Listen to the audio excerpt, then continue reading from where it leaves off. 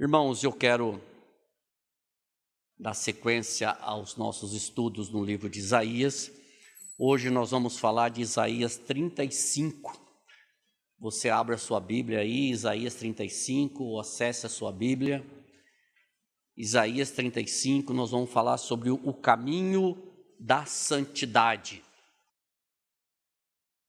Interessante alguém pensar assim, puxa, mas lá em Isaías, no Velho Testamento, nós temos esse tema, o caminho da santidade. Isso não é só Novo Testamento, não. Isso é a Bíblia toda. E geralmente leio o texto no decorrer da mensagem, mas Isaías 35 são só 10 versículos e eu quero ler aqui com vocês. Vou projetar aqui, você acompanha aí na sua Bíblia.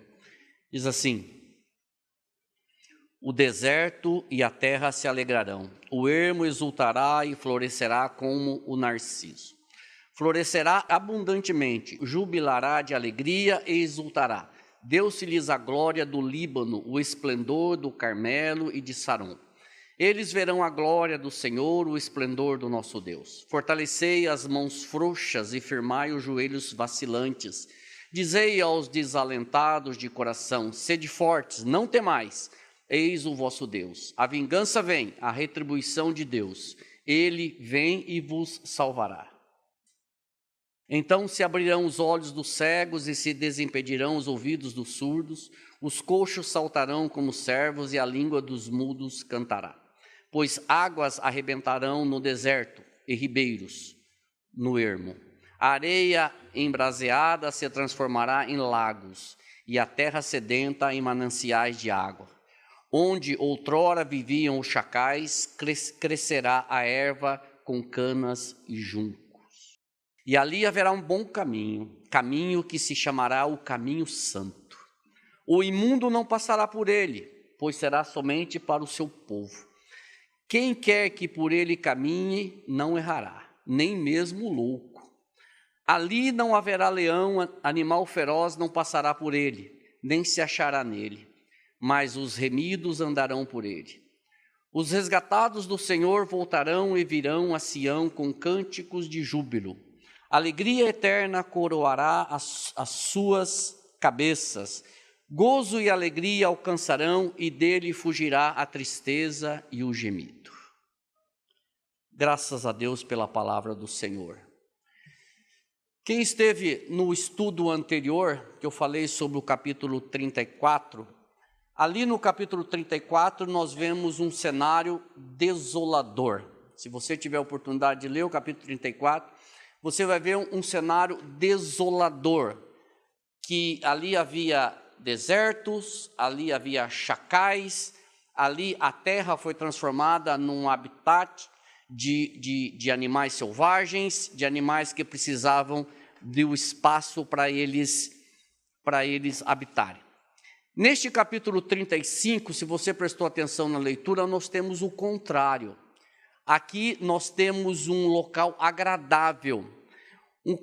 Nós temos um local onde o texto fala de flores, é um local florido e florido abundantemente. Ou seja, nós tínhamos um cenário desolador e agora nós temos um cenário agradável. A maioria dos pregadores, eles fazem a pregação do capítulo 34 junto com o 35, mas eu não consegui fazer isso, porque o 34 tinha muita coisa para falar, e o 35 também tem muita coisa para falar. O capítulo 35 tem muita coisa de Cristo para falar. Nós vamos falar durante esse estudo, e você vai perceber, tem muita coisa do Evangelho para falar nesse 35. E tem muita coisa de Cristo para falar nesse 35. O próprio tema do estudo, que é o caminho da santidade, você já deve estar fazendo aí na sua mente, já deve estar lembrando de alguns textos, onde o Senhor Jesus diz que Ele é o único caminho. É o caminho da santidade, e nós vamos chegar lá. Alguém disse que o 34 é um mundo em opressão a Deus, e o 35 é um mundo dos arrependidos, dos que foram resgatados pelo Senhor. E embora no 35 ele esteja falando no final do reinado de Ezequias, veja bem, nós estamos falando num período de alguns reis, rei Ezequias, rei Uzias, rei Ezequias, rei Acaz, e agora nós estamos falando no reinado do rei Ezequias, um dos melhores reis do Reino do Sul.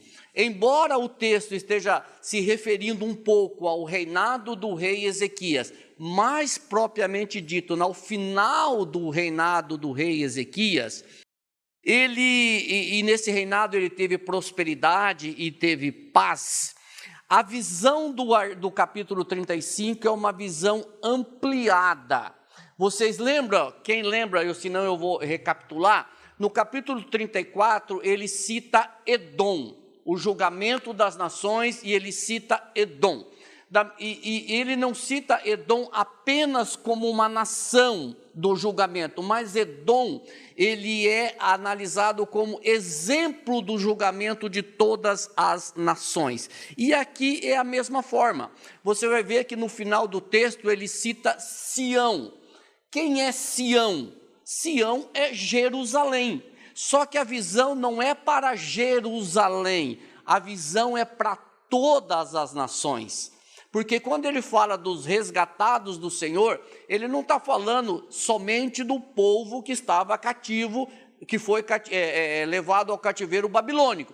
Ele está falando de todos os resgatados pelo Senhor. E nós vamos chegar com mais propriedade em cima disso daqui. Outro texto, outro exemplo que ele cita, quem está me acompanhando, e eu concordo que é difícil na questão do livro de Isaías, lá no capítulo 13 ele cita Babilônia.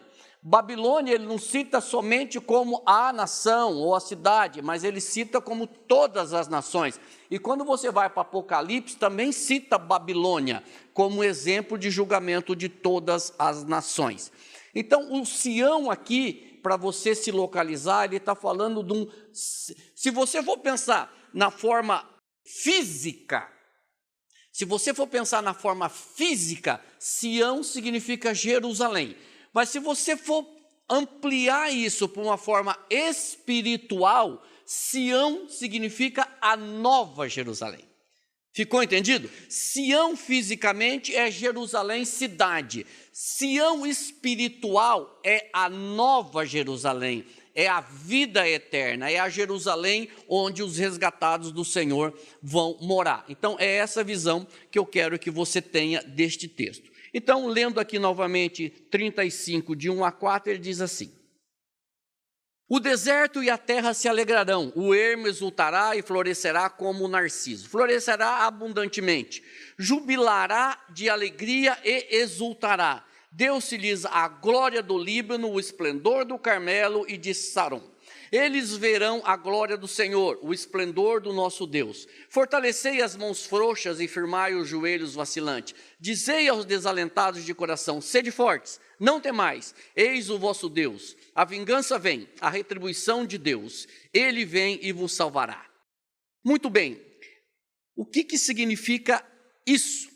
Significa que eu vou ter que fazer uma correlação aqui com o 34 para a gente poder entender melhor.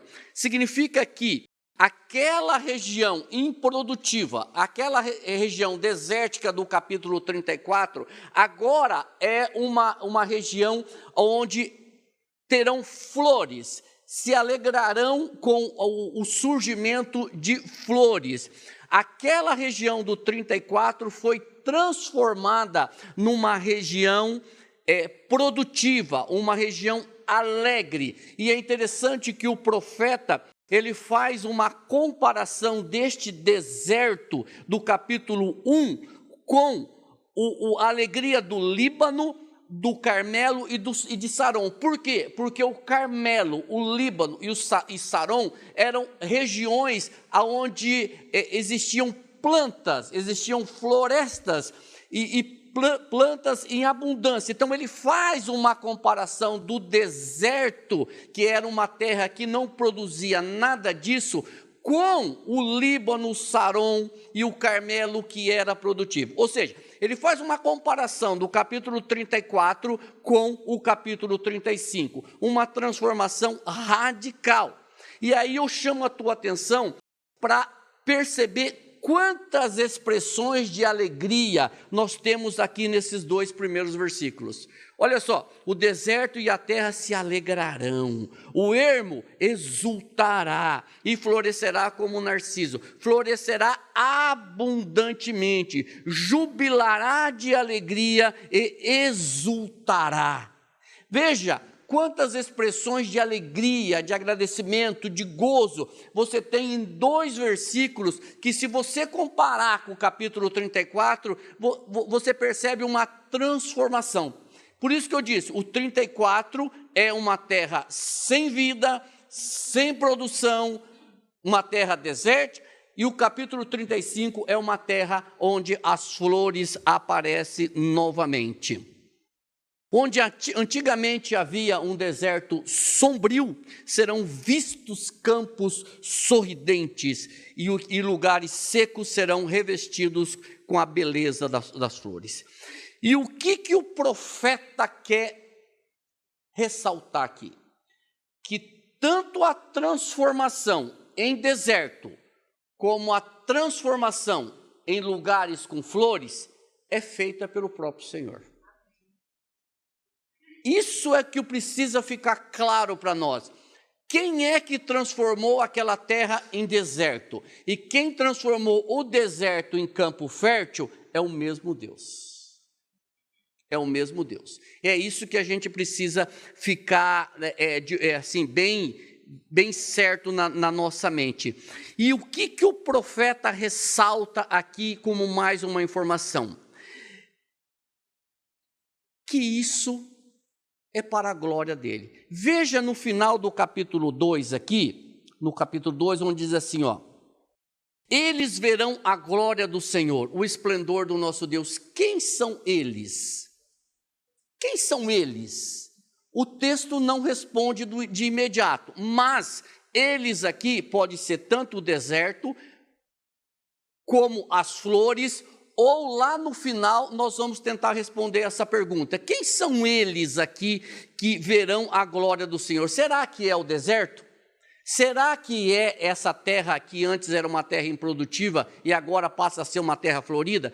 Quem são eles? Espera até o final e nós vamos responder isso. E para quem vai esta glória? Esta é uma outra pergunta que nós precisamos fazer para nós mesmos. Para quem vai essa glória de transformar terra florida em deserto ou deserto em terra produtiva? Para quem vai esta glória? Esta glória deve ir para uma única pessoa, para o Senhor. Ele é o Senhor de todas as coisas, Ele que pode fazer isso e pode fazer aquilo lá. Eu quero ler um comentário aqui do Calvino, que ele diz assim, eu não projetei ali, mas eu vou ler. Ele diz assim: até que os homens aprendam a conhecer a Deus, são estéreis e destituídos de tudo de bom. E, consequentemente, o início de nossa fertilidade deve ser acelerado pela presença de Deus, que não pode ser sem a percepção interior da nossa fé. O que eu quero dizer com essa questão de deserto e terra florida? Irmão, você e eu era do mesmo jeito. Você está me chamando de deserto? Você está me chamando de improdutivo? Isso é um nome bonito que eu posso chamar para você. É muito pior do que isso. Eu e você, nós éramos improdutivos. E da mesma forma que era inimaginável nascer flores no deserto, ninguém imaginava que do teu coração fosse brotar um coração adorador. Eu e você não tínhamos a mínima condição de ter um coração adorador. O meu coração e o teu coração era mais duro do que o terreno de um deserto. Da mesma forma que o Senhor fez brotar flores no deserto, Ele colocou, por favor, entenda, flores no teu coração.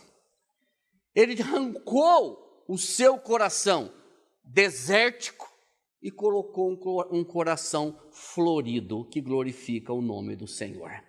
Isso ele faz, isso ele fez. E eu coloquei aqui, o Espírito Santo, ele foi lá no íntimo do meu e do seu coração e fez surgir um coração adorador, onde havia insensatez, arrogância, afronta, endurecimento, incredulidade, tudo mais que você possa enumerar ali. O Espírito Santo foi lá no íntimo do meu e do seu coração, arrancou aquele coração de pedra e colocou um coração adorador. Só Ele pode fazer isso. Da mesma forma que do deserto Ele faz jorrar água doce, do meu e do seu coração endurecido, Ele faz jorrar um coração que adora ao Senhor. Diante disso, irmãos, o que nós podemos aprender? Que toda essa transformação, ela só tem um Senhor, uma pessoa que pode fazer isso, é o nosso Deus. E diante disso também vem a orientação do profeta no versículo 3, melhor dizendo: fortalecei as mãos frouxas e firmai os joelhos vacilantes. Dizei aos desalentados de coração: sede fortes, não tem mais, eis o vosso Deus. A vingança vem, a retribuição de Deus, Ele vem e vos salvará. Ou seja, há razões de sobra para nós ficarmos firmes. E qual é a primeira razão para isso? Eis o vosso Deus, Ele vem. De quem que o profeta está falando? Ele está falando da vinda do Messias, quando o Messias não tinha vindo a primeira vez. Ele está falando, eis que o vosso Deus vem.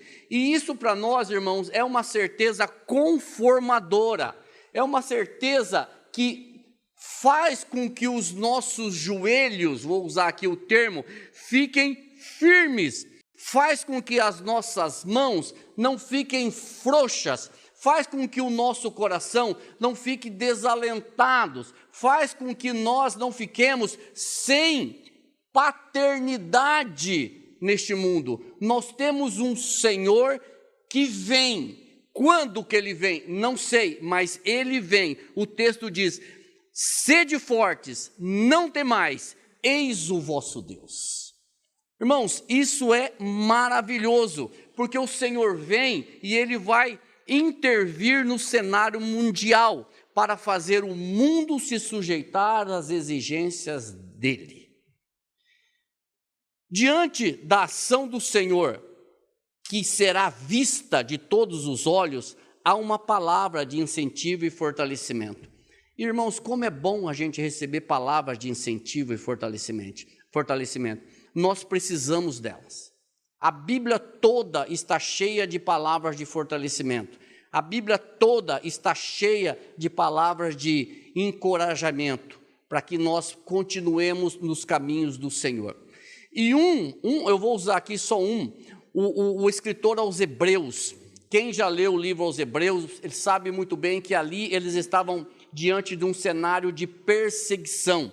Muitos tinham saído do judaísmo, estavam sendo perseguidos, e muitos estavam querendo voltar para o judaísmo, porque ser cristão naquela época corria vários riscos, inclusive risco de morte. Alguns já tinham perdido os seus empregos, outros tinham perdido os seus bens, outros estavam sendo ameaçados.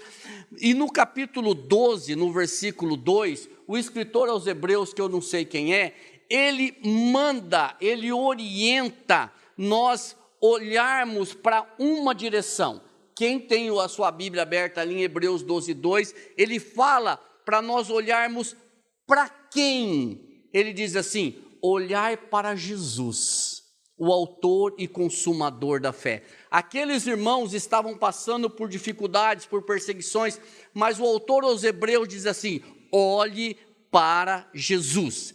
E no versículo 12 do capítulo 12, parece que ele cita exatamente Isaías 35, onde ele diz assim: restabelecei as mãos descaídas e os joelhos trôpegos.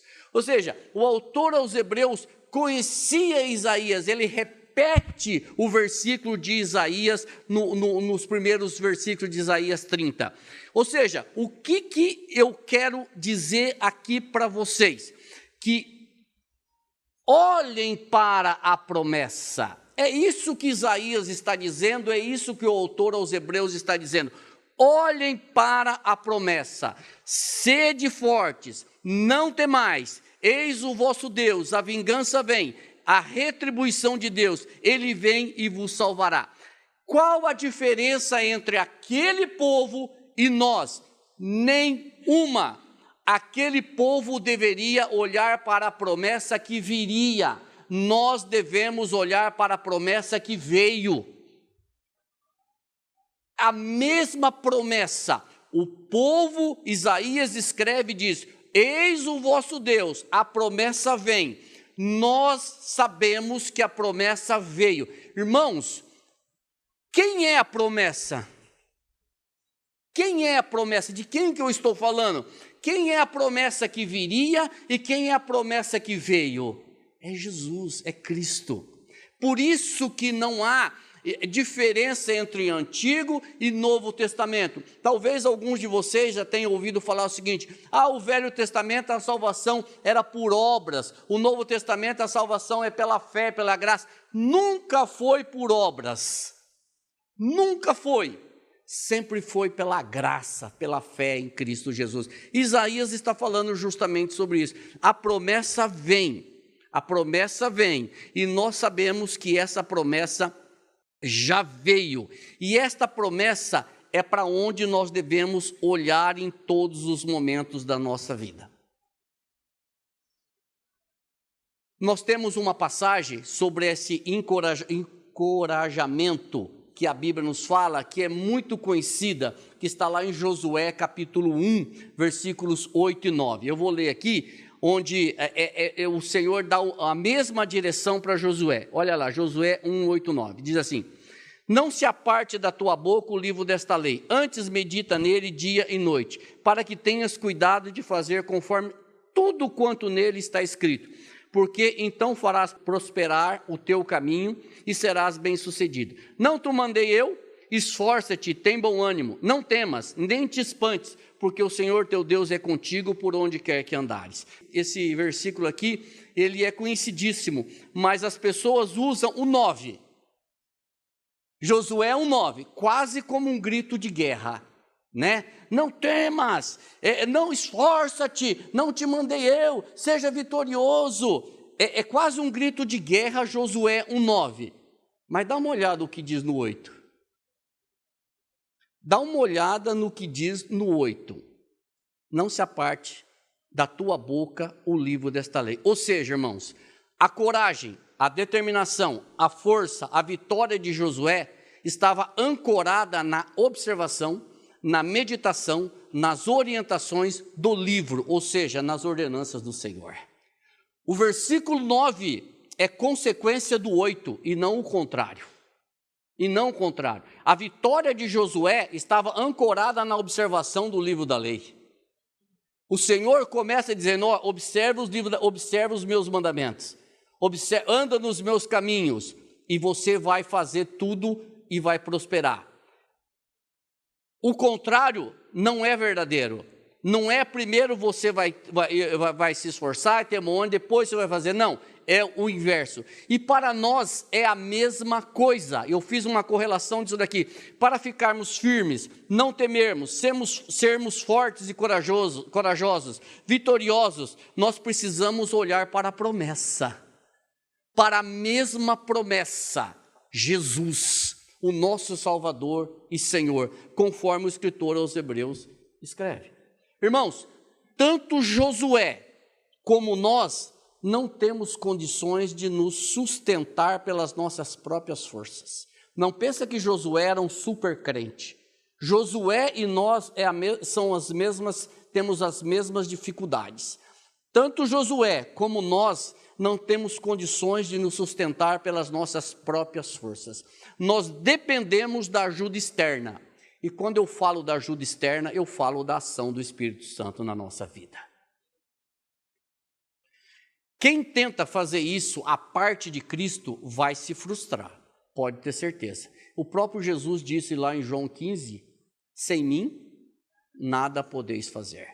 Então, se nós tentarmos fazer, se nós tentarmos produzir o Evangelho, se nós tentarmos andar no caminho da santidade, a parte do dono da santidade, nós vamos nos frustrar e não vamos conseguir. Por isso que a santidade é um caminho e este caminho é Cristo. Aí você vai dizer, nossa, mas está falando disso em Isaías, no livro de Isaías? Sim, no livro de Isaías. E a parte final do versículo diz que a vingança vem, a retribuição de Deus, Ele vem e nos salvará. Eu falei no estudo passado que quando nós falamos de vingança, de justiça, a minha visão de vingança, a tua visão de vingança e de justiça, ela se distancia demais da visão de justiça de Deus e da vingança de Deus, porque eu e você, nós somos injustos, nós somos pecadores, nós somos tendenciosos, nós somos parciais, diferente da justiça de Deus, que Ele não é injusto.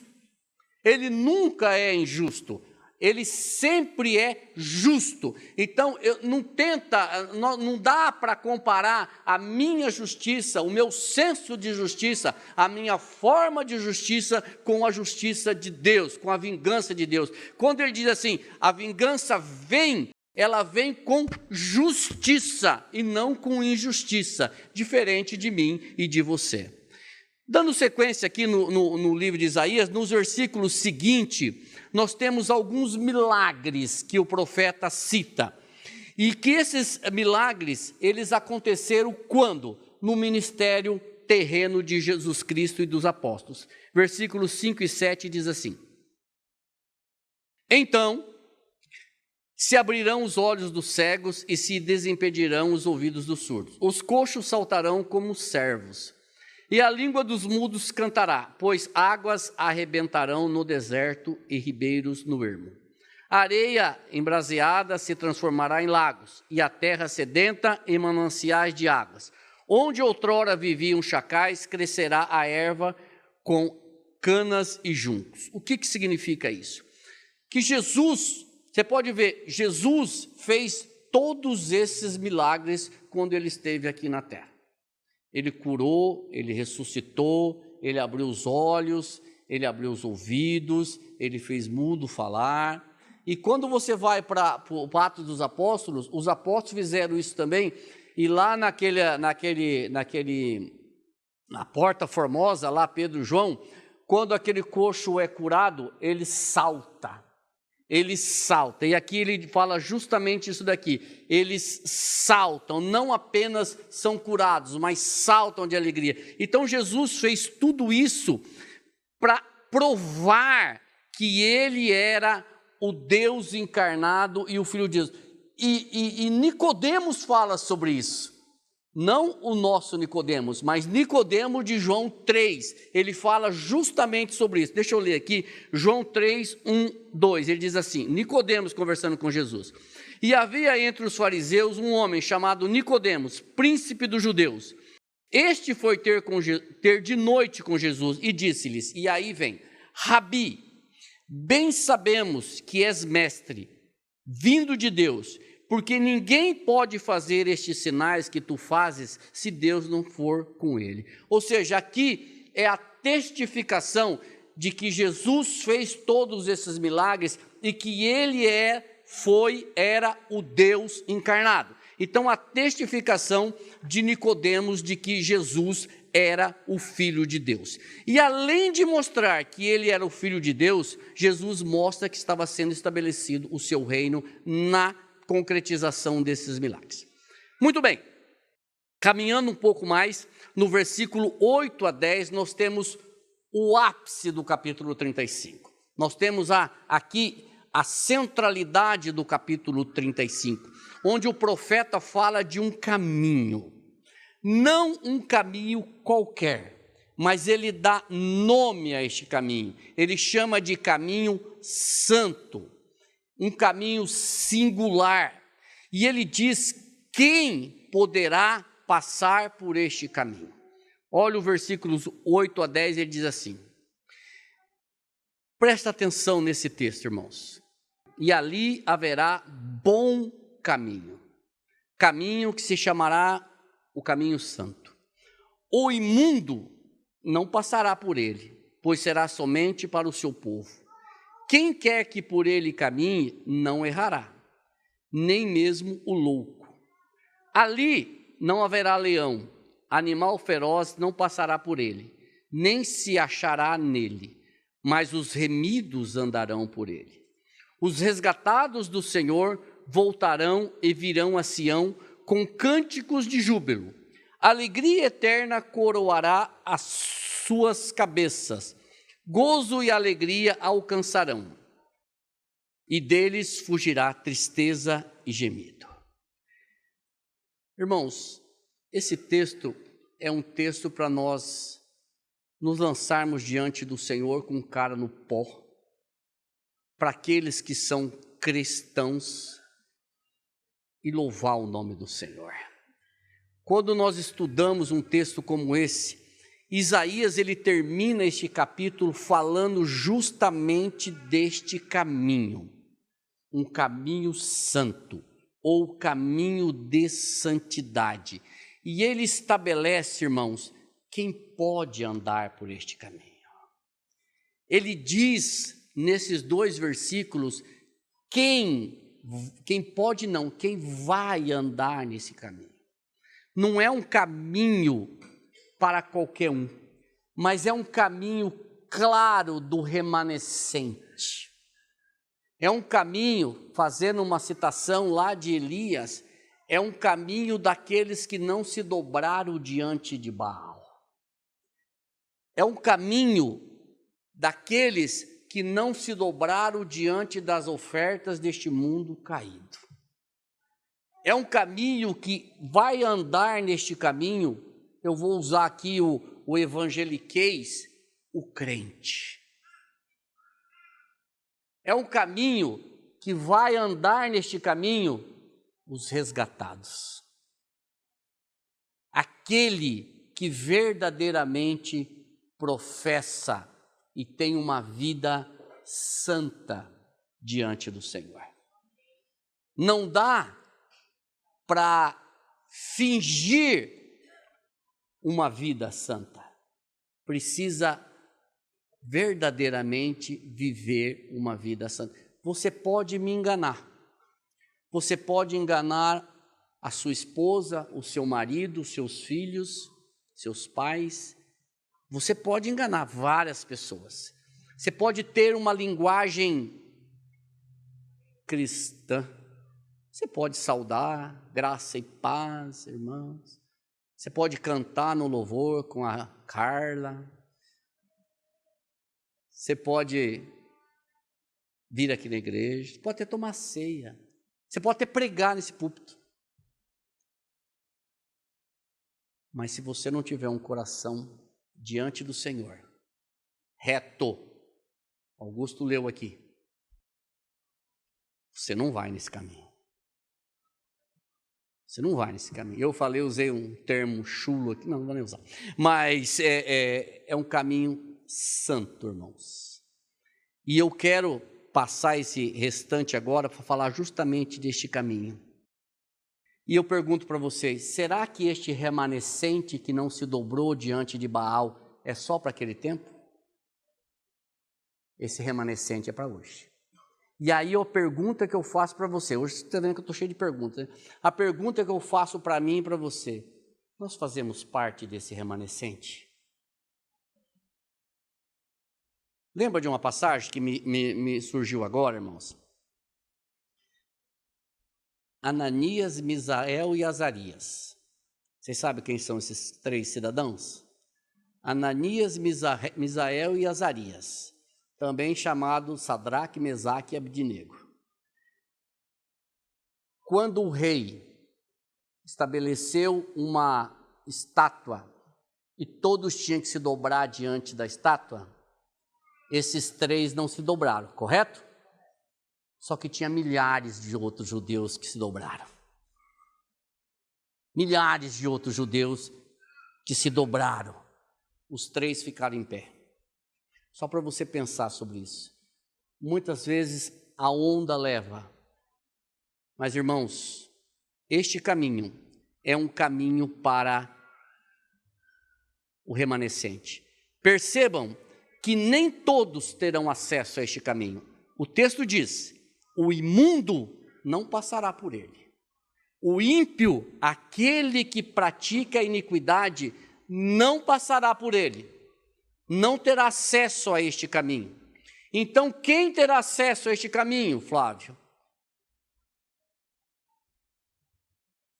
Ninguém será admitido que não seja um verdadeiro adorador do Senhor. Quem terá acesso a este caminho? Aqueles que verdadeiramente são adoradores. O próprio Jesus, o próprio Senhor disse que Deus procura adoradores que o adorem como? Em espírito e em verdade. Esse terá acesso ao caminho. O ímpio não terá acesso, mas olha que coisa interessante. O louco não errará esse caminho. Ué, como?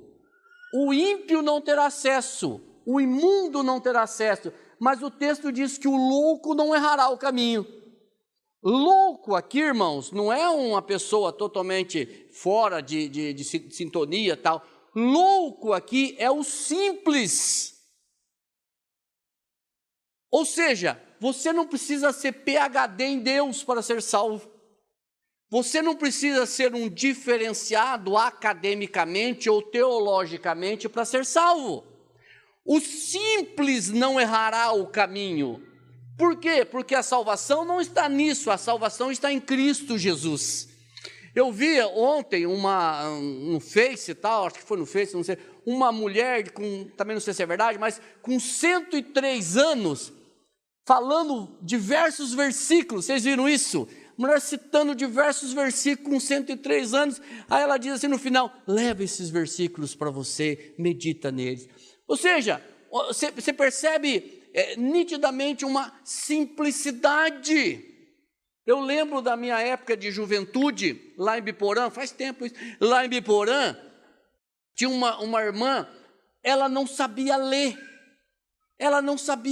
irmãos.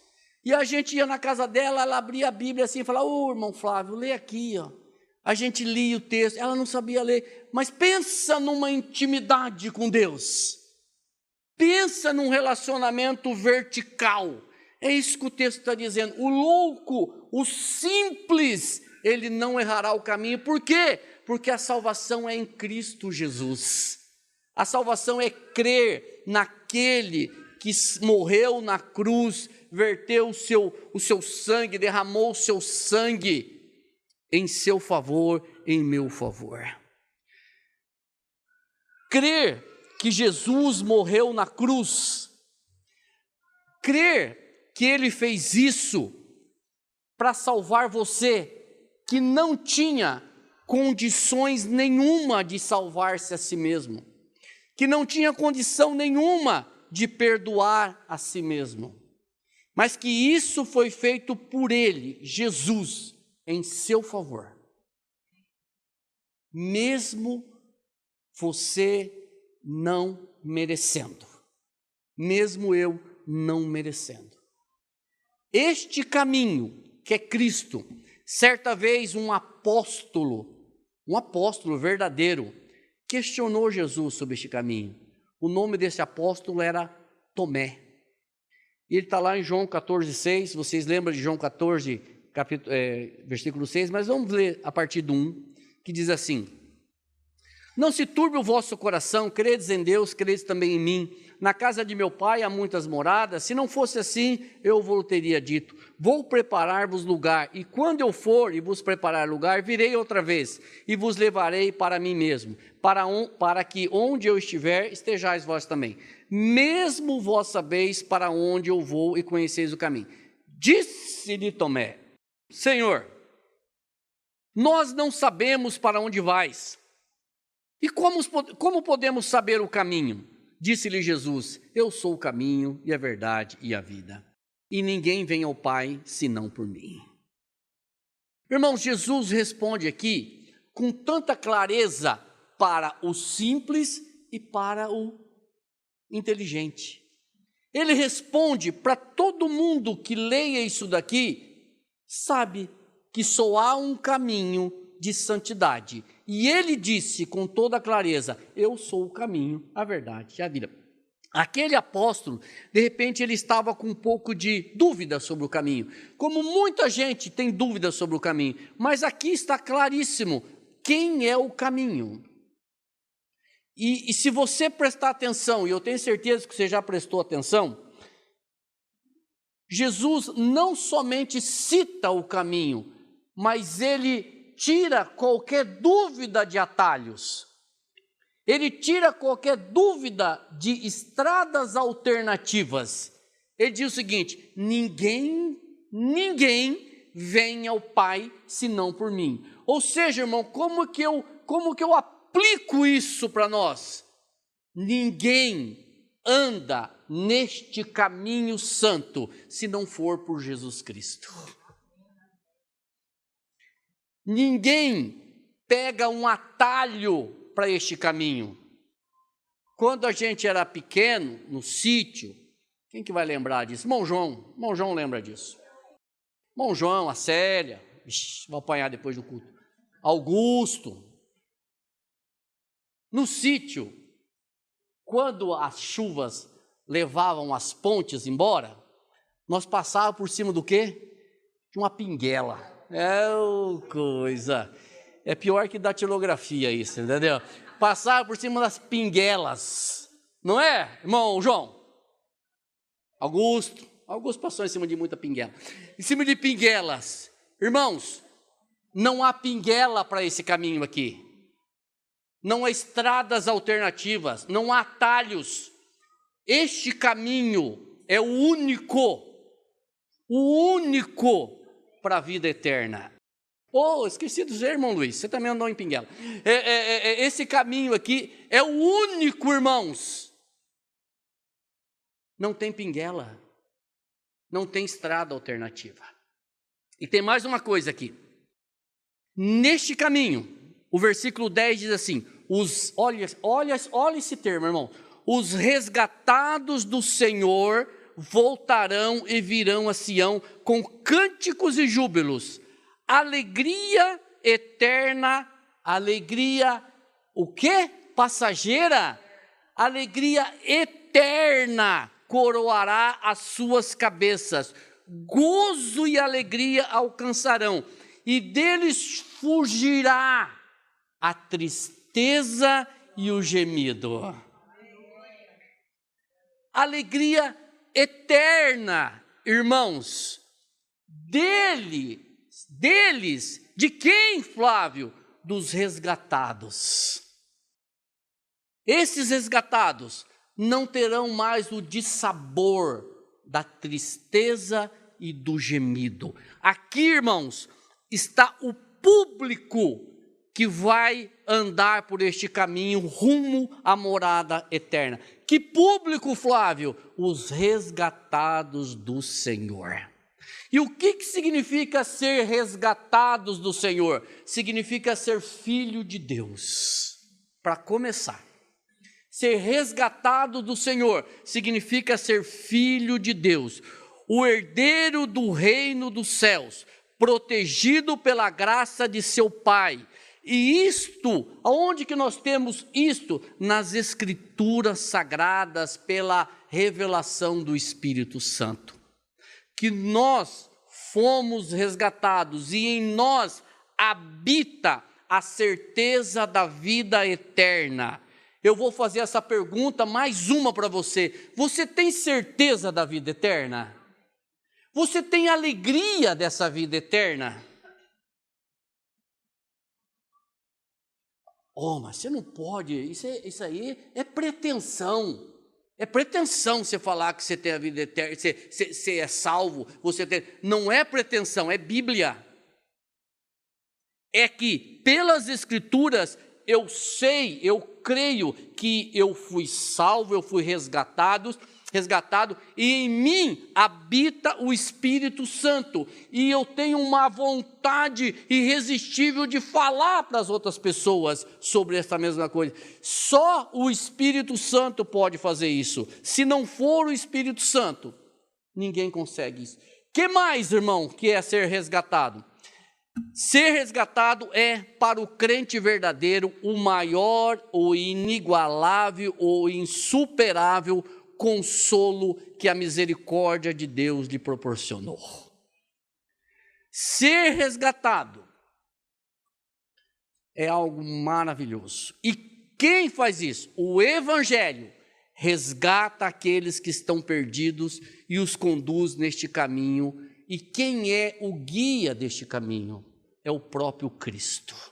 Ele é o guia deste caminho. Ser resgatados significa que não estamos mais sem lar, sem paternidade, sem segurança, sem perspectiva de futuro. Ser resgatado, irmãos, é saber que o crente não se pertence, ele tem um dono, e o dono dele é Cristo. O cristão, o crente, ele é propriedade exclusiva de Cristo. Mas por que, pastor Hélio? Como que o crente é propriedade exclusiva de Cristo? Porque o crente verdadeiro, o cristão, ele foi comprado. Certo ou errado? Foi comprado como? Em dólar? Em euro? Em real? Não. Como que eu e você fomos comprados? A Bíblia diz que nós somos comprados por preço, alto preço. Mas e qual foi a moeda utilizada para nós sermos comprados? O sangue de Jesus Cristo. Nós somos comprados deste mundo pelo sangue de Cristo. Então nós somos propriedades exclusivas de Deus, de Cristo. Ser resgatado é estar nos caminhos do Senhor. E este evangelho, irmãos, ele dá vida a mortos, porque nós também estávamos mortos nos nossos delitos e pecados. E aqui eu quero terminar dizendo o seguinte, que a figura que o profeta utiliza aqui, Sião, é a Nova Jerusalém. Por que que você fala isso, Flávio, que é a Nova Jerusalém? Por causa do versículo 10.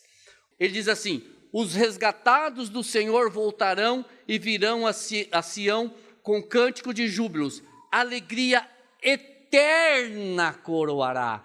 Aqui o profeta Isaías, ele está falando do retorno, ele está usando a linguagem do retorno do povo que estava cativo na Babilônia, que voltaria para Jerusalém, mas a visão ampliada que ele está usando aqui é dos resgatados do Senhor que morarão na Sião celestial, na Jerusalém celestial.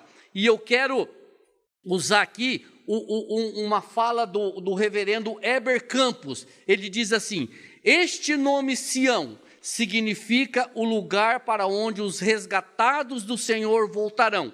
Virão a Sião, a Nova Jerusalém, ali não haverá mais tristeza e nem gemidos.